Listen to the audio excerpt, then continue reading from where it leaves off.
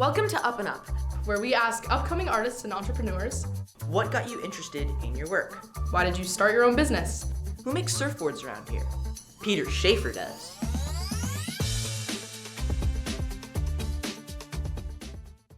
Hi, I'm your host Finney, and today we are featuring Peter Schaefer.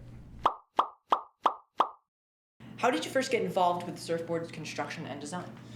So after my first semester as a college freshman, I came home, winter break was boring, I needed something to do, so I decided to paint a surfboard I had laying around the house.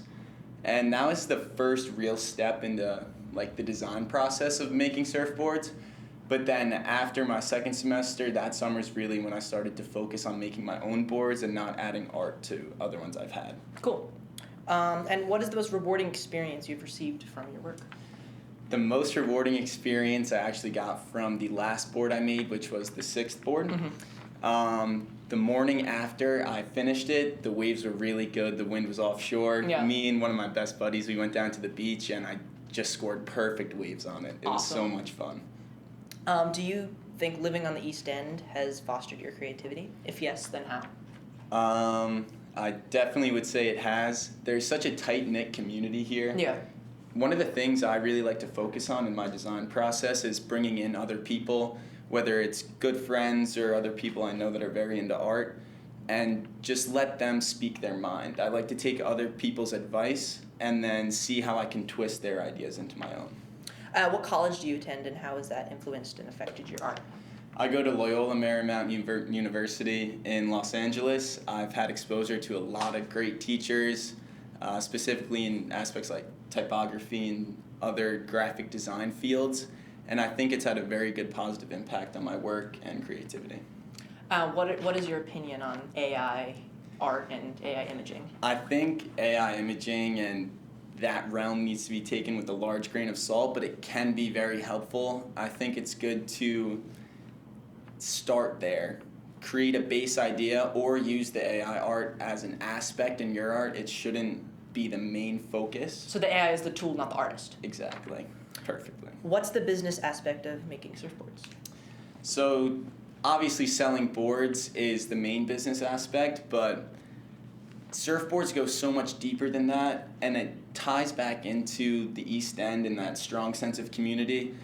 One of my ideas is I want to try to create a surf team of people out here that compete in competitions or just free surf, and get a little community of surfers together and then help grow a business that way. What kind of surfing events have you been to? So I've been to a surf camp in Costa Rica, which is Rock Surf Camp, and Robert August, who is one of the main characters in Endless Summer, shapes boards there. That was a couple months after I really started making surfboards, and I think that really helped me dive deeper and really become obsessed with it. Where do you see yourself in 5 years with your surfboards? At the very least, I see myself making boards for myself, developing my surfing style and artistic style. But at the very most, in 5 years, I see myself with my best friends, all surfing my surfboards, having a great time in the water, wherever we are in the world.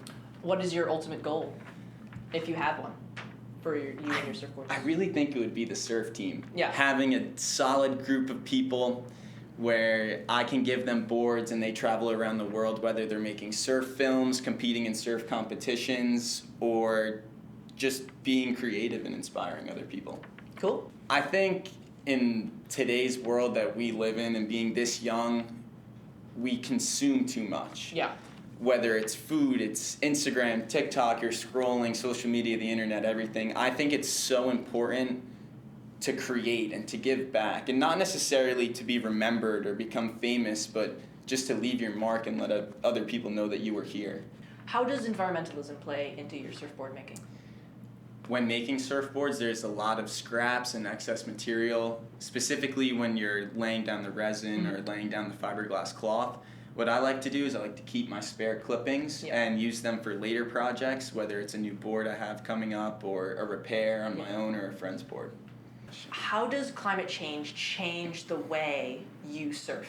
in terms of climate conditions and waves and stuff like that? So the first thing that comes to mind for me is sea level rising. Specifically out here, we see a lot of dune erosion. We've lost a lot of beach in the past couple of years, whether it's just like a rise in sea level or big storms. Yeah. I think climate change is going to obviously change the landscape, but people will have to adapt, find new spots to surf at, and just take note of the world around them. Let's take a look at Peter's workshop.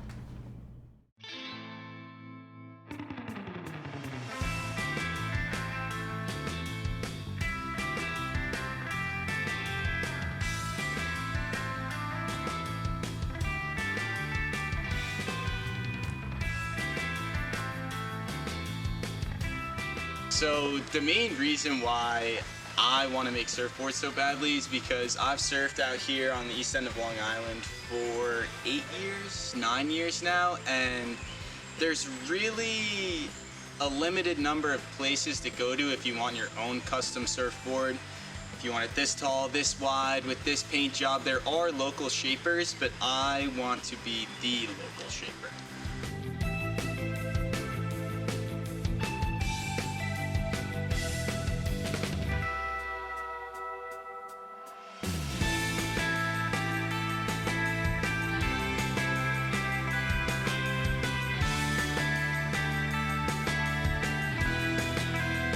My Dark Side Shapes Instagram is just Dark Side Shapes, one word.